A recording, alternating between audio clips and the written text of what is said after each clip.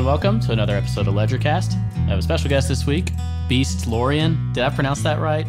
Yeah, Beastlorion. That's how you say it. Hello. Awesome. Welcome. I'm going to call you Beast from here on out. Cool. We have known each other for several months now, and gotten to know one another in Telegram chat. You were one of the earlier folks that I started talking to in this space. So I'm happy to have you on the podcast, man. Yeah, thanks for inviting me. I'm glad to be here. So you're sitting in with me today. You're a trader. We're going to talk about the Bitcoin price, but we're going to get into your story a little bit as well. If people don't know who you are already, although I'm certain a good number of listeners probably follow you on Twitter and whatnot, maybe TradingView. But if you would give the short spiel of who you are and how you got into this space, that would be good. Sure. So kind of all starts a couple of years back. 2015 into 2016, I went to a programming boot camp, and one of my best friends there was working on a project that was supposedly going to communicate with the Bitcoin node and allow you to send post messages to the or API calls, I guess, to the node, and then it would send back some information about the network. That was my first encounter with Bitcoin. Mm-hmm. And towards the end of our time at that programming boot camp, I think it was like our last day or something, ended up being around late or early February 2016. I was bored, I guess, and we didn't have anything to do for a couple hours. So I decided to float on or do some research on Bitcoin. And I found myself on Poloniex, the big exchange at the time, back in 2016, early 2017, even. It was a big one. And I got to watch Expanse go up like 4,000% in a day. And that was my first experience seeing an altcoin in action, from a trading standpoint anyway. And I just knew that, like, okay, if I can even get one of these, just even a little bit of one of these moves, that, you know, I'm going to have so much money if I can do this that I won't have to maybe ever work again. And so did you buy Bitcoin at all first, or were you just straight into altcoins? I got into altcoins before I got into Bitcoin, actually. I bought Ethereum over the counter from my friend. And immediately I sold it, and like an idiot. It was actually doing really well, and I should have held it for quite a while, but I sold it and started to trade some other shit coins on Poloniex. But yeah, it didn't even occur to me that Bitcoin was the coin I should be holding. I saw these coins moving against Bitcoin and doing really well against it. So immediately Bitcoin became the reserve currency for me, the one that you would trade in and out of. And I just didn't even think about US dollars when I was trading.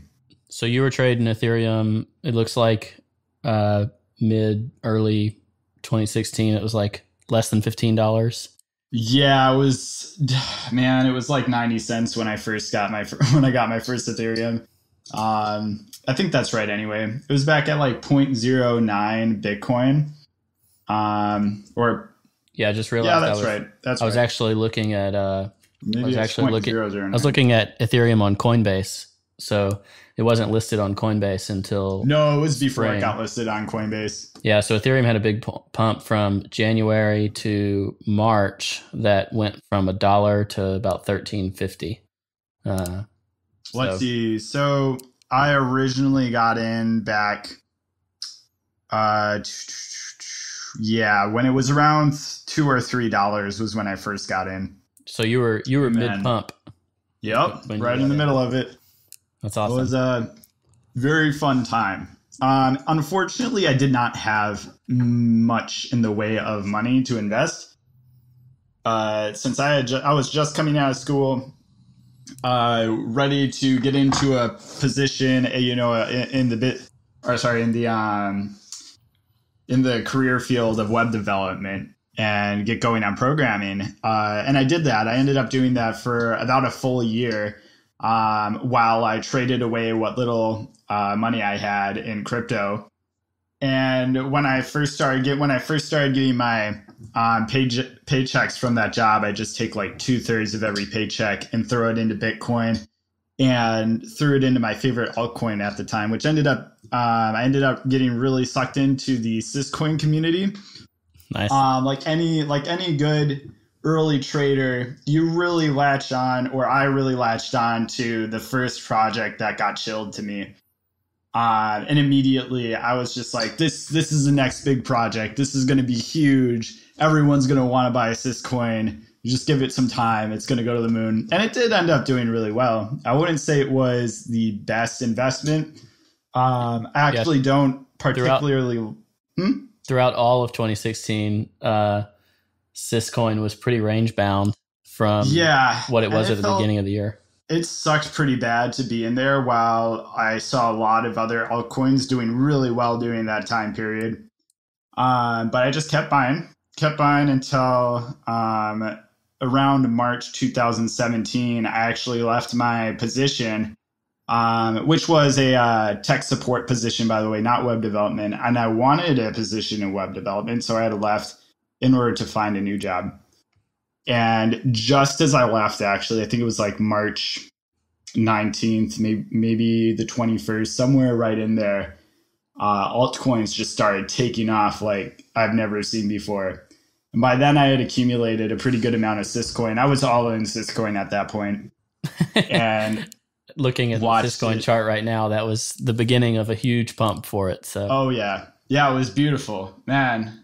I started to make more. I think I made more money in the next 2 weeks than I had ever. I had made in 8 months working. That was quite the pump. That's awesome. So were you? So did you basically forego starting that new job and just trade from then on out? Exactly. Yep. So I started full-time trading from there on out. After being in Syscoin for a while, I sold it a bit too early. I was over trading, like in and out of it, trying to catch every wave, and I really had no idea what I was doing. Honestly, if I had just held it all the way up to like 8K or something and sold and never looked back, I'd be doing pretty damn well. But yeah, it's not always so simple, especially when you have no experience. And I really didn't know what the hell I was doing. So I ended up getting into Sia Coin too. That was my other big trade during the spring. And I caught Sia Coin. I caught a few of the waves on Sia Coin, actually. Let me pull it up. Yeah, I'm actually, I got it pulled up on the chart right now.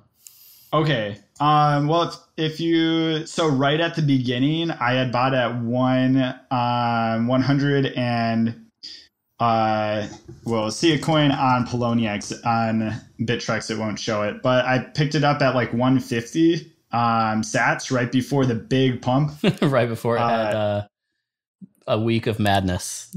Yeah, it was insane. I've never seen anything do that before, except for Digibyte, which happened the day before. And I was like, okay, Sia Coin and Digibyte kind of look like they have the same charts. Maybe I just missed Digibyte by 1 day.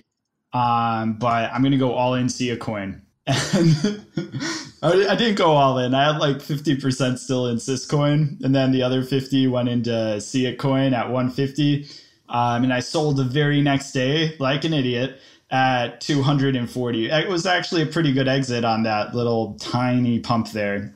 Tiny in or relative to what actually happened. It ended up getting to like 550 Satoshis. Yeah. And I missed the majority of that, but still felt pretty good. Yeah, that's awesome. So at the same time that you were doing this was when I was making my first crypto purchases in general. So I also started with Ethereum, but I was buying Ethereum on Coinbase at the time. And so I caught some of the Ethereum run, but I really didn't get into non-Coinbase stuff until later.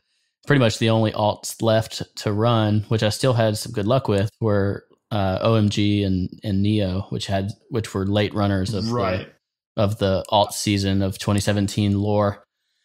Yeah, I completely missed out on those. I felt so bad missing those pumps. That time after June, between June and November, was a very dark time for my portfolio. So this is what I want to get into with you in regards to your story is, a lot of people that are listening to this, they probably haven't experienced any of these, or maybe they caught some in January, but then they handled their exits wrong or whatever. How did you go through the process of saying, okay, well, this is done, I'm selling, I'm moving on, taking my profits and back into Bitcoin? So there was a time when in June last year, 2017 June, where the coins that I had been in up to that point, so Syscoin and Siacoin and a few other altcoins that I think I had just been messing around with, stopped going up for the first time in a while. And all of a sudden the market started to turn around. And I got really paranoid about how much the market had gone up. I started, at that point, it was far enough in where I was doing all sorts of research on market cycles, on, any sort of technical analysis on what a bubble, that famous Wall Street cheat sheet bubble chart that gets passed around. I've seen that like 1,000 times on Twitter now. And when you're starting out, it's really easy to just say, yeah, that's the one. It's really easy to say, or to just like match that up to any, pump cycle on any coin or, pretty much any asset that's going up and be like, it's at euphoria right now. It's been going up for too long. It's got to turn around. It's going to fall. And I feel that way about the stock market too. It's like, I've been watching it for quite a while. I've been thinking about shorting stocks, but sure enough, they just keep going up. I'm pretty sure several times now I've talked to you out of shorting stocks. Yeah, it's been a while. I haven't really considered it lately. I've been focusing mostly on crypto again, but you've definitely talked me out of shorting stocks. I think I was going to short Nvidia or something at 160. And actually it's not too far. No, my God, it's at like 241 now. Yeah, I'd probably get liquidated if I was still in there. I ended up closing that like a few days afterwards because I just had no idea what I was doing. I think the stock market in a way is a completely different beast. And a lot of the reason for that is just the lack of in crypto, all of these coins move almost purely off speculation from investors. There's no underlying value that gives these coins price. It's just the perceived value that people give them.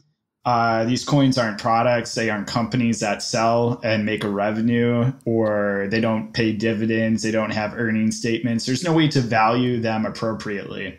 Well, it's very difficult, at least, because you're essentially trying to capture what is the overall network value of a coin. Exactly. When most of the networks are nascent at best. So it's highly speculative, whereas the stock market is speculative as well, because when you buy Nvidia, you're not buying into a value that's the current value of the company. You're buying into the perceived value of what their potential is.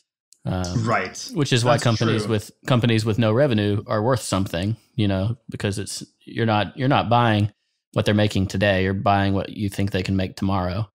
Yes. But on the other hand, you've also, with stocks, at least, you have these companies have assets. They do have a revenue that they pull in. So at the worst case scenario, they're still valuable to some degree. Yeah, no, it's certainly a dramatic difference. And we haven't quite figured out even, and maybe we'll talk a little bit about this. I'm curious if you've thought about correlation between markets, because we haven't quite figured out how Bitcoin and crypto markets will correlate to the stock market. Right. And have you thought at all about that? Well, very much how my portfolio balance doesn't seem to correlate at all to the price of Bitcoin, surprisingly, because I'm just always in altcoins. The value of crypto, I feel, is a world apart from the stock market. And we might see some days where it correlates really well. But in the grand scheme of things, Bitcoin's just taken a massive dump since the beginning of the year. And the stock market is actually recovering quite well. And it just does not seem correlated, even though it has crashed a bit, quite a significant amount since the beginning of the year. There were fundamental reasons why the stock market is doing badly right now, whereas for Bitcoin, it was more of a bubble crash. So I'm not sure that they're correlated in what direction they're going, but the volatility might have an effect on each, if that makes sense. So when I have a feeling that when investors start to get less confident in the stock market, they will also get less confident in crypto, because they're both just two different sets of assets. Yeah, I've been trying to keep an eye on how the stock market is affecting other markets. And at least there was some alignment between the big move in the stock market and Bitcoin's like final leg down. But right.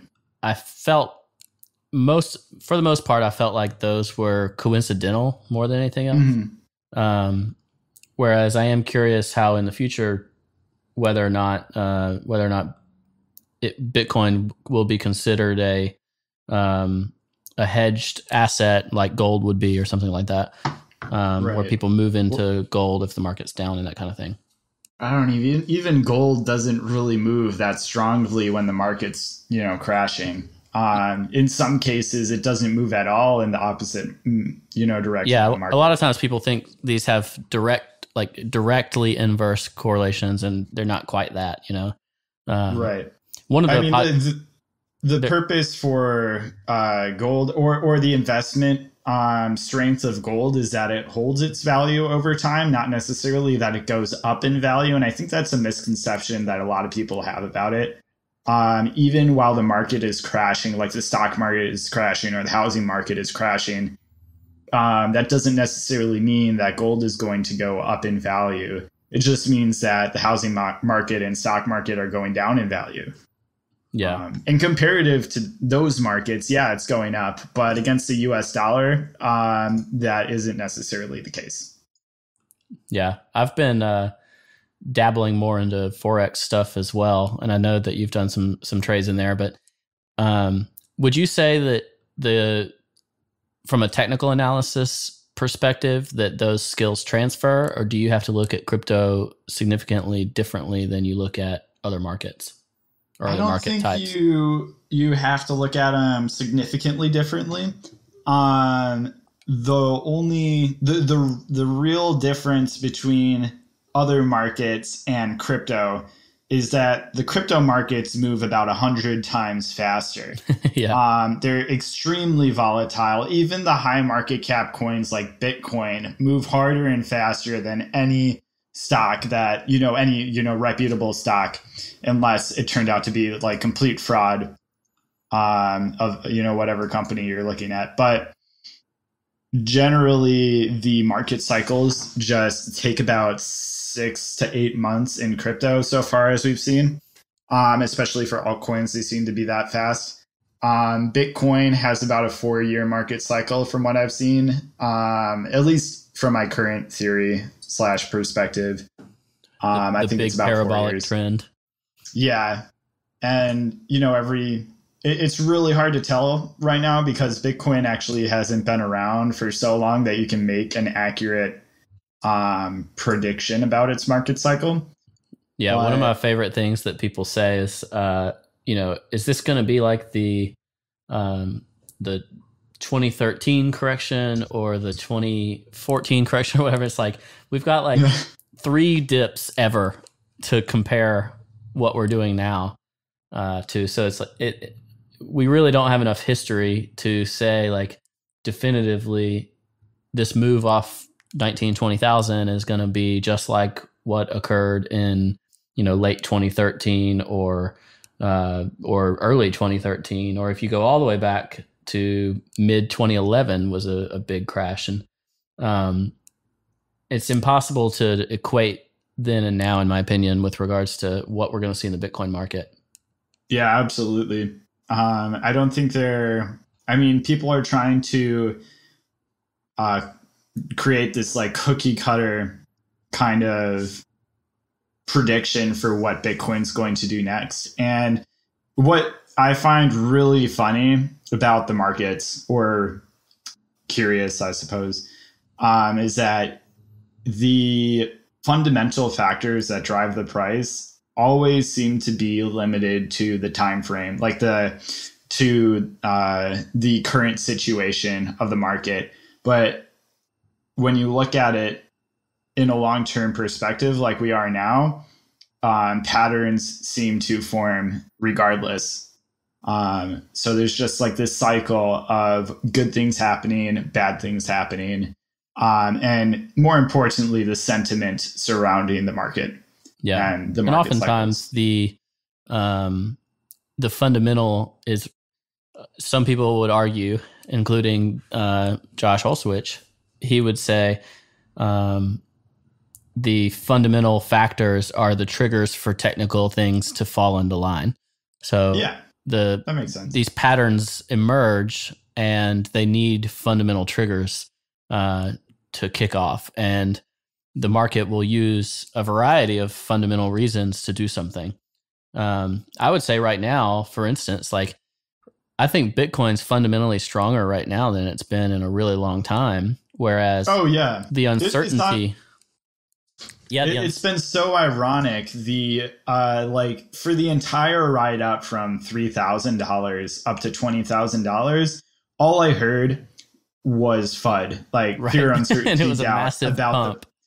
It's so amazing to me. It seems so amazing that the transaction fees can be $100 at some points. And all everyone's talking about is how shitty this technology is because it's not going to scale, and that it's a huge bubble and people are only investing because of what they think the price is going to be tomorrow.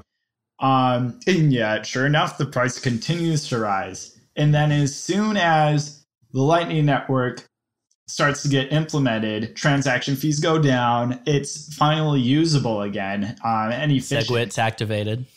Yeah, and all of a sudden the price is going down. It is just like the most comical market ever. I feel like a lot of people are just watching this and laughing their asses off because it's just all speculation. Even when the fundamental news is good, the price goes down, and when the fundamental news is bad, the price goes up. It's just the hype cycles seem to be more important to me than the fundamentals, even though those fundamentals do lead to these big price adjustments sometimes. But I think back to the prior euphoria when Bitcoin went to whatever 1,200 before it had the long bear market. I mean, it went over the course of just a few weeks, and again at that time it seemed like everybody was talking about Bitcoin and media. I don't know if you remember this, but I was hearing about Bitcoin as someone who was basically not paying any attention. And when I remember, and I've said this on the podcast before, is I remember when it crashed a few weeks after that, I was like, well, duh, it crashed. It was a huge bubble, Mm-hmm. And while the hype cycle is very similar, fundamentally, Bitcoin is a significantly different asset now. And this whole asset class is significantly different because there's a whole world of stuff that's possible now that wasn't even in the cards then. So like institutional interest, institutional investment, stuff like we're seeing with futures that are applied to Bitcoin now, and the number of real businesses that are looking to implement Bitcoin, and seeing the potential of blockchain in raising equity, overtaking venture capital. I mean, if you just consider that alone, that's such a massive, fundamentally strong thing, even if there's all sorts of legislative or regulatory junk to work through. Like, people are raising money, more money with crypto than they were raising with venture capital last year, and that's just unbelievable when you consider how hyped the venture capital market was. So I just feel like comparing what's going on now to what happened years ago is really difficult. And Right. I say that because I do want to talk a little bit about the current market situation that we're in. Everybody, I think, listening to this knows that we had that massive downward move to 6,000, and we've been recovering from that over several weeks. And fresh on the podcast, we've had a pretty nice dump off today of what would you? I'm not even paid attention to the exact numbers. $1,500 or so. Is that right, Beast? Yeah. So it went from 10,600 to 9,400. Not quite. Okay. Out there. So about $1,200 in one day. I've got a weekly chart pulled up right now for anyone that's watching. And I just want to ask you, what do you think in terms of what we're looking at? Because I have ideas, because people are talking about, we're going to make new lower lows. We're going to 3K, or we're going to $40,000 by June. It seems like these massive differing opinions, but I haven't heard a lot in the middle. So I'm curious where you fall in line. That's funny because I don't actually have an opinion on the long run right now. I guess in the long run, I would expect it to keep going up because of the trend. That's really what it's about right now, is this battle between people, between time frames. Is the price going to go down over the next year, or is it going to follow the trend that it's been following for the last 3 years and continue upwards? Personally, I think it would make sense for a larger correction down to, I've got a couple of theories, but unfortunately all of my theories kind of contradict each other. So it'll be one of my contradicting theories. I'll be right no matter what. Exactly. Or I'm going to be wrong no matter what I do. I think that we'll find out soon enough where the price is going. Right now, the price is really volatile. And before we see a larger correction, or if we see it enter a bear market, I would expect the volatility to drop before it begins its slow and long descent, relative to how long it's been around. So that's something that I haven't heard anyone express publicly. So your idea would be that if we enter a true bear market, that it's a slow and painful bleed with lower volatility. Yeah. No, at first it's got to be high volatility. The market's got to show its extremes. That's what we've been seeing. That doesn't necessarily mean that the bull run is over. But if we are going to enter a bear market, I'd want to see it find some sort of mean, or kind of lose its volatility and flatten out before it chooses its next direction. And only then will we really be able to tell what direction it's going in for, the foreseeable future. Yeah. No, I think that's a fair assessment. I kind of feel like that there's at least a decent chance that we're going to see a whole lot of chop, and I've got a chart pulled up right now that would indicate that we don't actually see, even in a non-bearish market, we wouldn't see new highs potentially for another 6 or 7 months. Right. And I think that's significantly different than what you'll typically see if you're looking at people's long-term outlooks. And the reason I like it is just because it kind of fits in line with going more mainstream, that you wouldn't have as many of these like really massive, longer term swings. Like, I think the daily volatility is still obviously going to happen. We're seeing a lot of that. But I don't know if there can be enough market pressure put on a Bitcoin when it's valued at as much as it is, to swing it so strongly as what we saw at the end of the year, or certainly without a break, Right.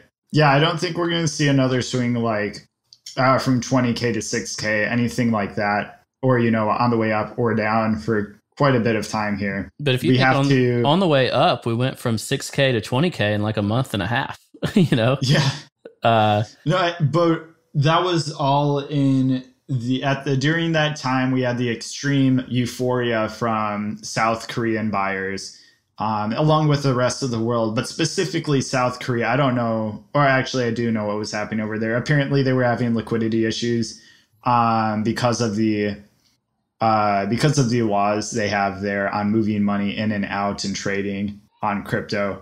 Only a select few people were able to supply the liquidity to the exchanges, and it would take a good amount of time for that money to cycle back into to buy Bitcoin from the other markets around the world and then move it back to South Korea again to sell to the people. And that's why the price was so high there. So I actually just measured including the retest on the way up. So there was a break of 6,000, and then I'm using 6,000 as my metric because that's where we've so far tested back to.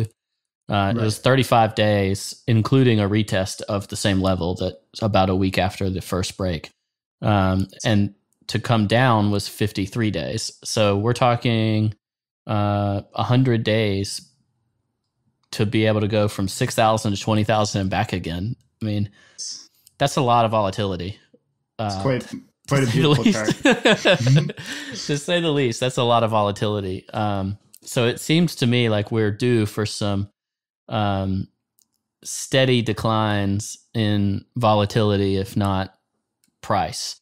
I would find it hard to believe that it would continue to be this volatile for too much longer. I bet it's just going to slow down for a while and everyone's going to get bored, and then finally something's going to happen and everyone's going to get excited again. Just like it always does. Yeah. Oh. The one that the diagonal that I've drawn that goes back to early last year, and it's the upward sloping trend. If we stayed between that upward sloping trend and the all-time high, it would create a massive ascending triangle that leads us into like August or September, which that would be great. I mean, that would be so bullish. That would lead into an end of the year break of that triangle, and I would be very excited about that. Yes, I think that based on the chart that you have up right now, if I would expect, like, if it were to remain bullish, then somehow it would have to get between 12,000 and 13,000, those lines you've got there, and float around in there and kind of steady out. And then if it were to break up from there, that would be a pretty good indication that we're going to continue upwards and see the bull market continuation. On the other hand, if it breaks through that diagonal you've got there, that would be bad news bears, and anything's game for going down. If it were to do that, and one of my theories allows for this, is that the price were to go down to $4,000-ish by the end of this year into next year. I think that's definitely possible. I know a lot of people are very bullish still. So I just want to make it known that anything is possible in this market. And if that were to happen, it would not surprise me in the least. So that would basically get us back to where we were in June. Yeah. So your idea is that we would break off off the diagonal that we've been on for so long, and essentially slowly curve down and create another like bowl shape type of market. I mean, that's full bear market, basically. Not quite like you've drawn it, at least not in my your imagination, I guess. But it would eventually get down to 4,000 by January, late December or January, before it flattens out for a while and then continues upward. Very similar to the bear market in 2014, 2015. And I'm seeing a lot of, if you zoom out on a high time frame, so if you go on the weekly or I would go on the weekly, actually, it's the best way. and you pick out each of the each New Year's Day, or each week that begins or ends the year. You'll notice that the trend has a significant change on each of those, or it pivots on each of those, on each New Year's. And it's very interesting that it lines up so perfectly. Do you have a theory on that? So yeah, that would be my theory for why you could see it taking a full year to get back to $4,000. About that would be the 62. Hold on, I think I got a chart somewhere. That would be the 60. What is the exact number? What is the Fibonacci number? The 60.618. Yes, from the high. Let me try and draw it out real quick. I got my chart somewhere over here. I don't want to waste too much time on it, but basically, so my theory is that it goes back down to 4,000 by the end of the year, before we flatten out for maybe a year or less, and then start up again, very similar to what we saw in 2014, 2015. Yeah, that's my theory. I think that's an interesting theory, worth exploring more. And the macro trend is, I think, more important than a lot of people give it credit for. Like, we get really caught up sometimes in, hey, what's going on today?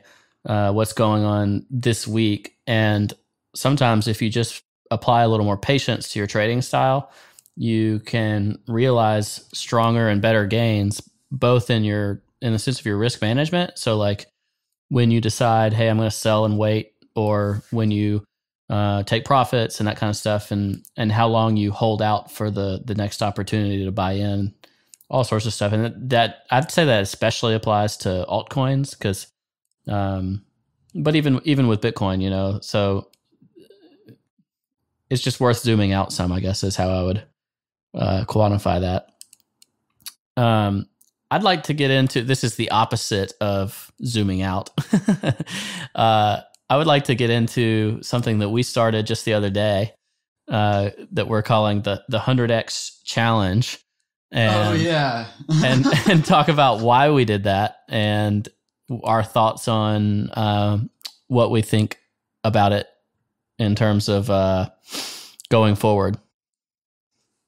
For sure. Yeah. Let's, so we got into it. We started, honestly, trading just on a very basic level is a very competitive thing. When you're trading, you're competing against everyone else in the market to try and get the best prices for what you're buying, for what you're selling. And everyone that has a sophisticated strategy is trying to beat out the next person, or at least the majority of the market. And I think, like, if you're not beating the majority of the market, then you're failing as a trader, at least, or you're not learning to do it, because that is the goal of trading, is to be able to outperform the market, hopefully by a significant amount. And the entire experience is a learning experience. So if you're not learning along the way to do it better than you have been, then you're also missing out pretty big. Yeah. That's actually much more elegant than I would have put it. So we started a competition to try to 100x our Bitcoin. And that's within this competitive spirit, like you just mentioned. But I think what's fun about it is that we've decided that we're going to, one, attempt this challenge, even though the likelihood is we'll both fail, considering... Almost certainly. Yeah, considering we're talking about doing this in 6 months. But we're also going to be doing public trades. So we created a Twitter account called... It really is a disaster waiting to happen. Oh, yeah. I can't wait until I have 50% of the Bitcoin that I started with in 6 months. I hope we'll do a little bit better than that. I hope we do better than break even. But if people really think we're going to 100x, then they might be sorely disappointed. Yeah. If only we had started this at the beginning of November, then we could have made a big Yeah, deal we could out have of gotten a it. nice And head then start. yeah, we'd be legends by now. But unfortunately, the market is just horrible for altcoins right now. Almost everything's going down during the last 2 months. So it is an extreme challenge, to say the least, at this point in time. Yeah, but we are going to give it a shot. And I think part of what I wanted to do with this was one, have a good time and, do a silly competition with you. Of course, yeah. And that challenges me to assess my own strategies. And that comes from a risk management perspective, good and bad, I guess. And also just to rethink, like, how am I looking at my trading, and how can I trade differently, or how should I trade differently, or how would I trade differently psychologically if I'm essentially applying these constraints of saying, Yeah, well, these time constraints. yeah, And I need to do something in 6 months, and I need to make more drastic potential gains. And that doesn't necessarily mean moving faster. One of the things people will notice is that, like, we're not day trading this right now. not at the moment. Give it Yeah, some not time, yet. I'll probably start day trading. We'll get desperate or something. But we're not trying to at the moment. We're not trying to force trades, and that's not really our goal. But I probably will trade this a little bit differently than I do my normal portfolio, and that's partly why I wanted to do this, because I think if I look at my regular portfolio, I tend to have too much patience in a way, in the sense of allowing a bag or an investment, whatever, to lose for a while for the sake of the long-term gain. Right. And I'm not sure that that's like the best strategy, so I'm missing other stuff, essentially. Yes. No, and I don't disagree with that strategy, especially as a full-time strategy. And I know people that do or have very similar strategies where they'll buy something and just hold it forever, waiting for it to do something. They're the price of whatever they're holding to go parabolic, and then finally sell it on a massive move. And I think that is a good strategy. And one of the biggest benefits of that strategy is that the amount of effort you have to put into it is very small, especially once you've chosen your investment. Right. But you can say that's not trading, really. Like, no, that's investing. It depends on your time frame. You could do it on, if you buy something and sell something in 3 months, is that trading or is it investing? And in any other market than crypto, I would say it's trading. But in crypto, you have a market, like, generally when you invest, you try to catch the market cycle. And in stocks, that could take 8 or 9, maybe even 10 years to play out. But in the scope of crypto, it takes about 6 to 8 months. For the bull runs, it only lasts 1 to 3 months so far, as we've seen. Right. And I think I would argue that for my own decision making so far and how I've handled things, a lot of times, even though I'm analyzing things as a trader, sometimes my actions are more investor like. And also, I would say sometimes my entries have historically, they haven't been perfect. Like, I'm not catching a bottom right where I would want to catch it. I'm more like somewhere in the middle. So then you're more vulnerable to the market cycle, going down further to the bottom of a market cycle or whatever. And then you're getting less of the move on the way up, things like that. Right. And if I'm doing a long-term strategy, I'd really rather catch those at the right time and be in, Bitcoin or dollars whenever the market cycle is not ripe for me to be investing in it. So I thought it would be fun to do something like this because it really makes me question, where is my trade relative to the market cycle? What do I expect to gain out of this? And instead of like sitting around on something that I've purchased and waiting for a 2x or a 4x or a 10x, like, I hope to grab a couple of those in this competition. But I think a much larger percent of my trades will probably be 10%, 20%, 30% type of trades where I'm Right. seeking a move and I'm really doing a trade, not a, not approaching it like a long-term investor would. And I just thought Yes. doing that against someone would be a lot of fun.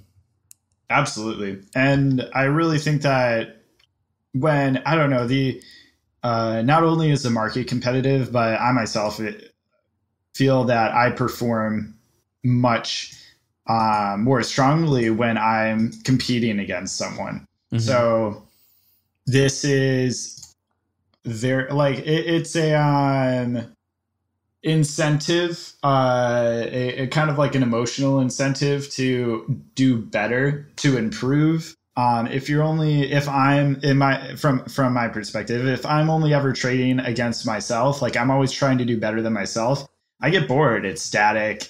There's no one to have fun conversations with about where the market's going or whose trade is doing better than whose trade. No offense. Yeah. But yeah, when you're directly competing with other people, it turns into a really fun experience. Oh, yeah. And if you're not having fun when you're trading, this is basically gambling. So if you're not having fun gambling, then you're doing it wrong. Yeah. I would be so stressed out if I wasn't having fun doing this. And I probably wouldn't be doing it if I wasn't having fun. So I think this is just another way to liven things up a bit. Right. And improve. I absolutely want to beat you at this game. I also have zero expectation that I will. Well, you're not off to a good start. Yeah. So we both made our initial buys, and so far yours is performing a little better than mine. I tried to have some faith in the volatility of the one that I chose, and so far it's failing me miserably. Yeah, we actually came from really different strategies when we started this up, didn't we? Yeah. So one of the advantages to this competition we're having is we're starting with for each of us, it's a smaller amount of money. We're not trading with our entire stacks here. No.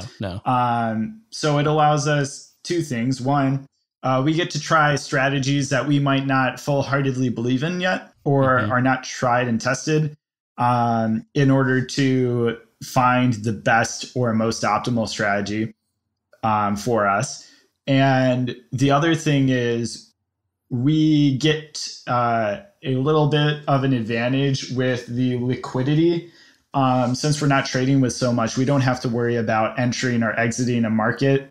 It made it so that I could market by QRL and not really worry about it. Yeah, exactly. Like if Ledger wanted to get out of QRL for whatever reason, you wouldn't have because it's terrible. Yeah, the liquidity is awful, so you wouldn't have to take like a 5% loss just to get out because we're trading with small amounts of money. I will say though, if we managed to be successful, then it would be an amount of money that would be significant. Yes, but that requires 100xing what we've started with. So, right. If you 100x anything, it's a significant amount of money. So, yeah, unless it's like $1, you can right. So, but I think you hit on something that I'm particularly excited about, and that's that this gives you an opportunity to try different strategies and do something different and see how it works. Because to try to hit, we averaged this out, and based on my napkin math, I think we basically have to hit 20% per week for 25 weeks in order to hit 100x. It's going to be pretty crazy. It's pretty much unheard of in every market to even attempt something like this. So it's going to be fun. Well, I think it's possible. I don't think it's going to be easy, but I think it's possible. A lot of it's going to end up being luck. Sure. And when I say 20% per week in 20 weeks, the other way to approach that, or 25 weeks, the other way to approach that is to get 20% in 25 trades. But then you're 20, one trade a week, you could do that. Then you're 25 for 25. So one thing I wanted to talk about was the difference in strategy that we have in approaching this competition. Mm-hmm. So one of the things that I thought, or I felt that I'm actually sacrificing so I made my first trade in Monero, and I am not taking advantage of that low liquidity market with these starting stacks like you are. Yeah, we basically Um, approached the first trade on polar opposite ends of the spectrum yeah, absolutely. because And I went so, straight into the high volatility, low liquidity space. which is a great idea, I think. And it's extremely risky, which is why I didn't want to do it. But I do think that with the constraints that we've given ourselves, that if I had found a coin that I thought was going to perform well, then I would have done the same thing. But I was just too unsure. And perhaps I will push myself during the next trade after I finish with Monero to find a trade like that and make maybe more of a small time frame trade to catch the swings of one of these low liquidity coins. Yeah, I I'm certainly curious to see which of these we find more effective because, like you just mentioned, you started with Monero and a good move off Monero, which you've gotten so far. Like I think you filled Right. basically the top of the ascending triangle, and it Yeah, did. no, it wasn't a great entry. I basically entered right after we started the competition. Mm-hmm. And it wasn't a good entry. Like I could have gotten 1 or 2% better, but it wasn't a bad entry either, considering it's going up. So it's hard to argue No, with it. it's fine. But even catching the breakout and then waiting whatever it's been so far, 2 days, has Yeah. gotten you what 5 or 7%. When you're thinking, okay, well, if we're looking for 20% per trade or 20% per week, whichever way you want to look at it, you have to catch the right trade like you've done on Monero and get a good push off the breakout a couple of times a week, essentially, to stay on pace. Yep. Yeah, I haven't been swing trading it at all. There's been one opportunity I've seen where I could have swing traded it in the last 24 hours for maybe an extra 5%. Yeah. But You also, we're really over analyzing if we're going to talk about a 5% swing on something when our quota is 20%. You would have to hit it perfectly. Yeah. And even then. And so that's one of the things I'm sure that will evolve over these first few weeks as we try to figure out, like, what's my best opportunity for this time frame that essentially we're giving ourselves mentally. Because really, you could catch 100x and put it all in the next Verge or whatever. Yeah, right. Be done with it. Be done with it. That was fun. I don't think either of us are really looking at it that way, because then in that scenario, you just got extremely lucky. It doesn't really portray the purpose of the competition, which is to essentially be able to outswing trade the other guy. Right. The what we're aiming for is to develop, I think, like in the grand scheme here, is to develop a strategy where we can reliably make gains every week. Right. Which you can't do when you're investing because the market could swing either way, and you can't do if you're just going to hold some shit coin like Verge. No offense to all the Verge coins out there, Verge coiners out there. But the idea is to do it reliably. So I think that making maybe 0 to 5 trades each week is the way to go. Maybe like one trade every 2 to 3 weeks is going to be a minimum. Not that we've set any limits, but I just think that's going to be how it turns out. Yeah, we really tried to loosen up the rules so that we had flexibility to do whatever we wanted. The only real qualifiers we put were that we weren't going to use margin, and we were going to give ourselves this 6-month time frame. And we also said that we won't tweet about it or whatever if the coin has less than like 10 Bitcoin 24-hour volume, because we don't want just tweeting about it to, for some reason, impact the price temporarily. Not to mention that's illegal. It technically, I don't think it's illegal in crypto since there aren't any regulatory laws out there for it's it. not within. It's not a good move. It's not the nice. No, I wouldn't do it because it's not ethical. Yeah. Not that I haven't mistakenly done it before. At least I feel like I've mistakenly done it before. I've never maliciously done it before. And I don't intend to. I definitely have my eye on a coin or two that's on Cryptopia that has like, half a Bitcoin daily volume. That I just want to fill limit orders on it over the course of a couple of days and just see if I can catch a pop. But that's like a good idea. That's about as risky as it gets on a competition like this. So because then if you fill it, then you may not get rid of it if it dumps 20% instead of. Well, I think a good idea is to try set a low buy order and catch one of those spikes downward. Mm-hmm. I mean, we're kind of trading with if you take a quarter of what we're starting with and were to put it on trades like that, I think it would be a pretty good idea, a pretty good strategy. If you were to use the whole stack, you would have to spread it out over 6 coins to do it at max profitability. Because we're trading with a small amount, but the liquidity on those coins on Cryptopia is really, really bad. Cryptopia's liquidity is terrible and their spreads are terrible. If you were to try to market sell something, even with a tiny amount, I don't care what it is, 0.02. The spreads are they're 5 to 10%. Yeah. Even on, some decent coins on there, it's still pretty bad. Yeah, stuff that's listed elsewhere, but on Cryptopia, the spread is really bad. So we'll see how it goes. We'll keep people updated, and you can follow the Twitter account where we put the trades at 100x trading. It should be a lot of fun. I thought it would be good to have you on the podcast and talk about strategy and why we are doing it. And I'll have to have you on, kind of throughout the competition as we get updates. I fully expect that at one point or sooner than later, they'll become a significant difference between our performance.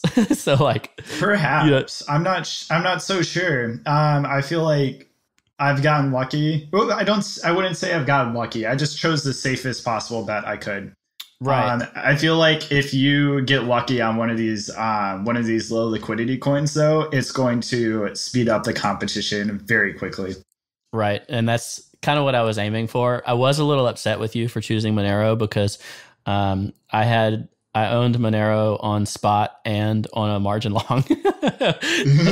I want Monero to go up, but I really don't want you to win. So I've got a very large percentage of my portfolio in Monero right now, actually. So I'm just putting my money where my mouth is in this competition. Nice. Or where my other money is. Awesome. Yeah, this is like we said, we're starting with a small enough amount that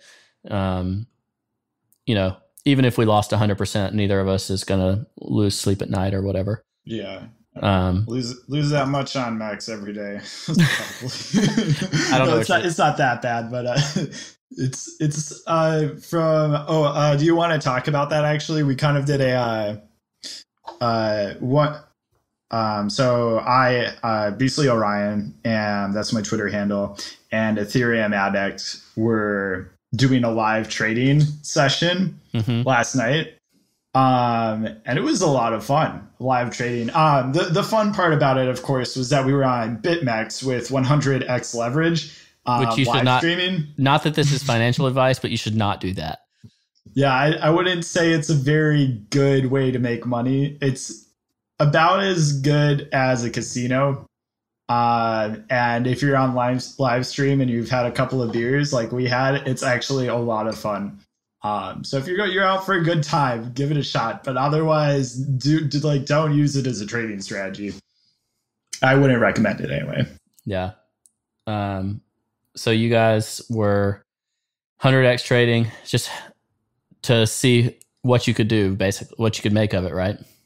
Yeah, I think Ethereum Addict said something along the lines of if Cardano, or ADA is the ticker, doesn't go up 20% in the next 24 hours, I'm going to margin trade with 100x leverage on, I'm going to live stream margin trading 100x leverage on BitMEX. And so he decided to have me on for the show. Competing against each other like that is a lot of fun too. It really is just like a casino. So we chose not to margin trade for our competition. Yes. Why do you think that was the right call? I mean, I have my own thoughts on it, but one of the reasons there was a little bit I kind of faltered on it for a bit. I was thinking that would be a good idea to allow margin trading, only because the market right now for altcoins is really bad. So basically because you feel like it might be the only way to accomplish the goal.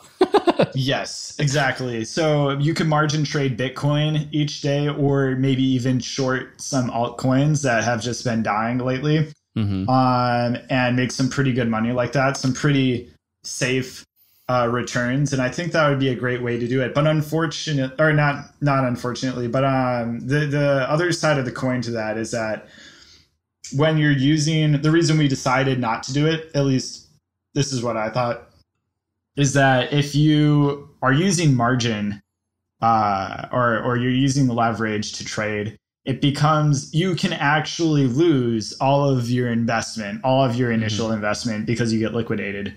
And number one, I didn't want us to end up in that situation where one of us just burns through our entire capital and can't, play the game anymore. Yeah, it's like when you play poker with your friends and somebody goes all in like the first hour of the night. And it's like, do you let them buy back in, or do you just make them sit there and watch?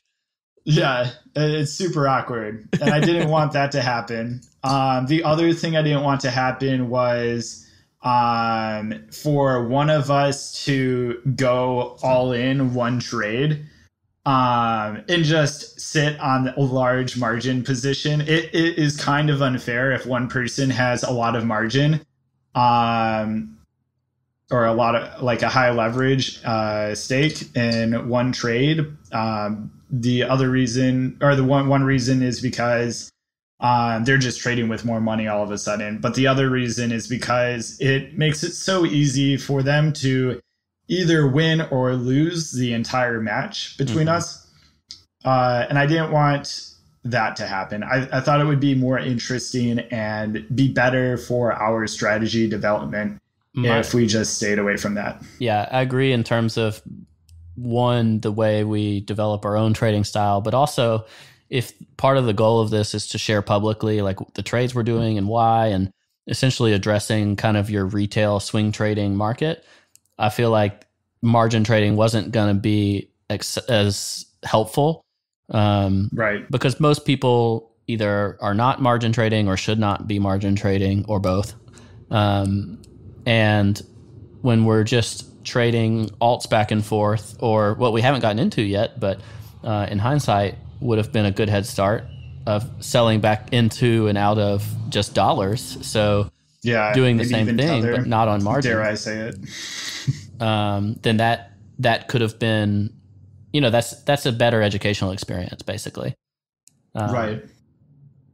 I think that's fair, actually. By the way, if you want to add Tether into the mix, not that I really like Tether at all, but if you I didn't know Tether was out of the mix. I would. Oh, okay. Yeah, sure. Okay. So Tether's in the mix. I wasn't going to use it anyway. I'm very strongly against the use of Tether just for my own portfolio because of certain bad news articles, I guess, about the validity of Tether. Also, I just hate Bitfinex and everything about it.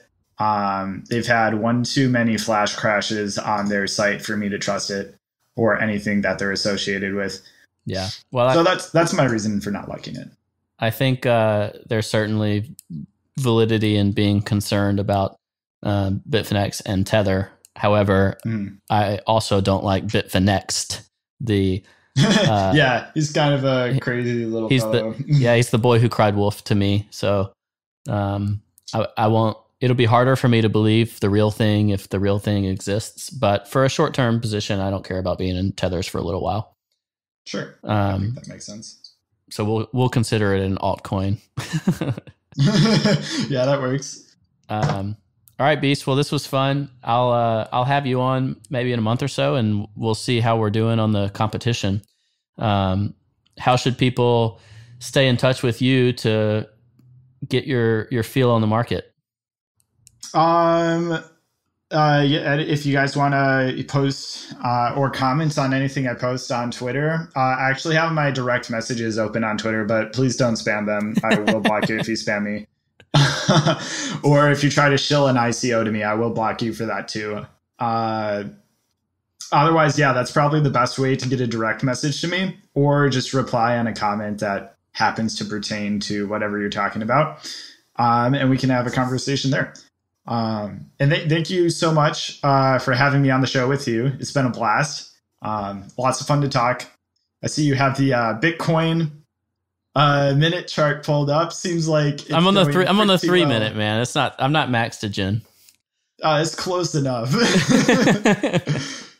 I only trade the minute chart, the 1 minute chart on Bitcoin, because I don't know. It just seems like the most information. Yeah. So it's doing pretty well though. I'm happy that it's recovering quite a bit. Yeah, likewise. I know a lot of people just got wrecked today. Yeah, it'll be really interesting to see, and this is something we didn't get into, but one of the things that maybe we're seeing in the market that is like Forex markets is this idea of essentially washing people out of their positions. Doing some stop hunting and fake out breakouts and fake dumps, even though I don't know if you can call $1,200 fake. It was quite a dump too. I've heard a lot of speculation just in the last few hours about the possibility that it was an orchestrated dump. The fundamental reason for this dump, or the news reason, was, a lot of people think anyway, is that Binance reportedly got hacked, and a lot of people had their balances. So apparently it was from people that had trading API keys set up that apparently were stolen, or somehow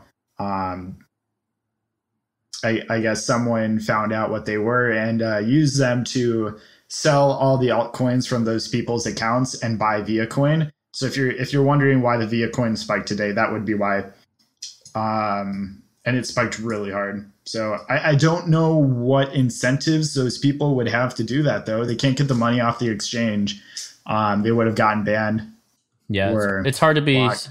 It's hard to be speculative about these things without knowing the full story. Right. But there was definitely a lot of there are definitely a lot of rumors in the air today with regard to Binance, with regards to Bittrex, kind of the whole nine.